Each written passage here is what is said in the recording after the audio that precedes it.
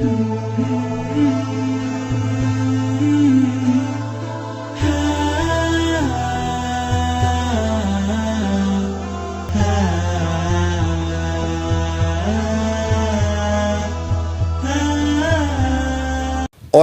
yang pertama nanti masuk ke dalam surga adalah para fuqara muhajirin. Ini keutamaan orang-orang yang pertama masuk Islam di Mekah ya, terutama orang-orang miskin mereka. Ini memang orang-orang Mekah teman-teman dulu di awal Islam ini punya kedudukan luar biasa, luar biasa. Coba kita bayangkan teman-teman kalau kita ini hidup di fase Mekah dulu. Belum ada lampu, belum ada teknologi kayak kita sekarang, rumahnya orang masih dari tanah liat, ya. Terus ada orang tidak bisa baca, tidak bisa nulis, ngaku nabi. Kalau tidak beriman masuk neraka. Kira-kira antum jadi Abu Bakar atau Abu Jahal? Saya kadang-kadang sering saya ulangi dalam pengajian, tapi saya juga merenungi gitu. Alhamdulillah kita hidup di zaman sekarang. Quran sudah sempurna, sudah banyak terjemahan, masjid banyak, apalagi kita lahir di Indonesia mayoritas muslim, banyak buku-buku agama, banyak dai-dai ceramah, gampang sekali. Di fase Mekah dulu 13 tahun Nabi berdakwah, yang masuk Islam cuma 153 orang, nggak banyak, dan tiap hari disiksa. Siapapun dulu di Mekah orang Islam kalau lewat diinstruksikan oleh tokoh-tokoh Mekah, boleh pukul, boleh ambil hartanya, boleh bunuh, nggak apa-apa. Tersiksa luar biasa. Sumayyah dan Yasir radhiyallahu anhum ajmain, ini kalau saya kenang kisahnya kadang-kadang netesin air mata, luar biasa imannya. Sudah kita bayangkan teman-teman, Sumayyah dan Yasir adalah budaknya Abu Jahal. Waktu Abu Jahal dan teman-temannya sepakat, mulai sekarang kita siksa di pinggir jalan orang-orang Islam, bunuh mereka dengan separah-parahnya supaya semua mereka kapok, tidak ada masuk Islam lagi. Ditarik Sumayyah lagi hamil, diikat keempat kaki dan tangannya, dikait, ditarik dengan kuat dan lagi dalam kondisi hamil. Lalu Abu Jahal datang mengatakan, hai Sumayyah, tinggalkan agamanya Muhammad, atau ada tombak kecil dia pegang, lembing, ujungnya tajam, atau ini aku tusukkan ke perutmu pelan-pelan.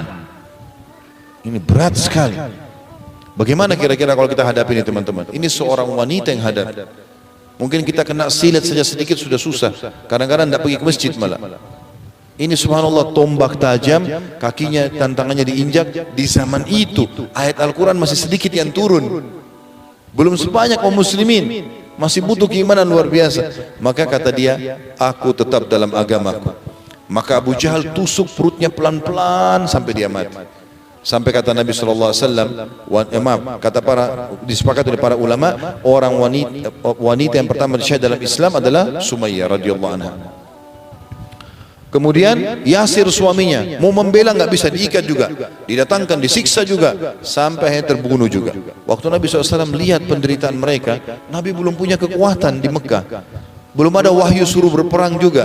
Jawaban Nabi apa? Sabran ala Yasir, fa inna mau'idakumul jannah. Sabarlah keluarganya Yasir, tapi janji kalian surga. Lihat bagaimana mereka kuatnya teman-teman para sahabat. Luar biasa.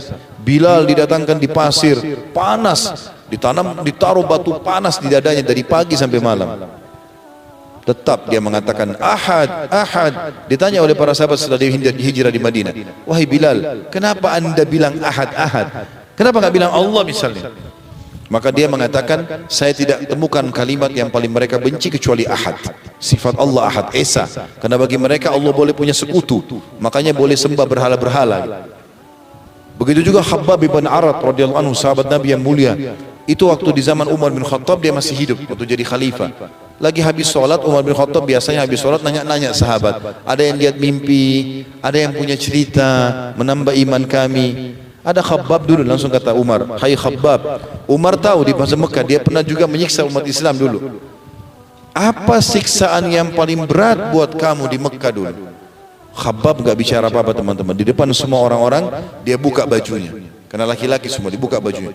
Di belakang tulangnya itu, tulang belakang kita yang dari leher sampai ke tulang ekor, di sebelahnya ada lubang dalam.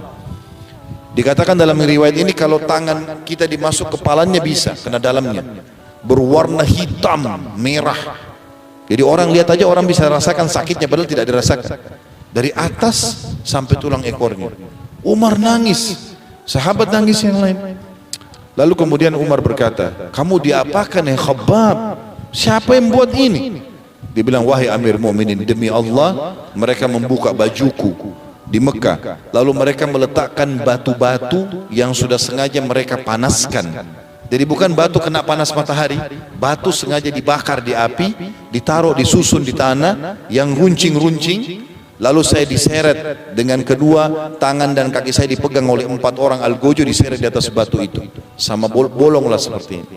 Tapi subhanallah enggak goyah iman mereka, mereka kokoh. Makanya Nabi SAW mengatakan, tahukah kalian siapa orang pertama yang masuk dalam surga? Maka para sahabat mengatakan, Allah dan Rasulnya lebih mengetahui. Maka beliau bersabda, orang-orang miskin dari kalangan kaum muhajirin, yang dengan mereka hal-hal yang dibenci ditangkis dan mereka sabar. Seseorang dari mereka meninggal dunia sementara hajatnya masih terpendam di dalam dadanya, tidak bisa memenuhinya. Saking miskinnya waktu di Mekah dan disiksanya, sampai mereka masih berangan-angan bisa memenangkan peperangan, bisa perang lawan orang kafir, bisa punya masjid sendiri, bisa punya keluarga yang islami, bisa punya anak-anak, mereka nggak bisa. Para malaikat berkata, wahai Tuhan kami adalah malaikat-malaikatmu, penjaga-penjaga dan penghuni-penghuni langitmu, jangan masukkan mereka ke surga sebelum kami. Tuhan menjawab, mereka adalah hamba-hambaku yang tidak menyekutukan sesuatu apapun denganku. Hal-hal yang tidak diinginkan ditepis dengan mereka. Seseorang dari mereka mati sementara hajatnya masih terpendam di dalam dadanya, dia tidak bisa menunaikannya. Saat itu para malaikat masuk dari segala pintu sambil mengucapkan, selamat bagi kalian atas kesabaran kalian, maka alangkah baiknya tempat kesudahan itu. Surah Ar-Ra'd ayat 24.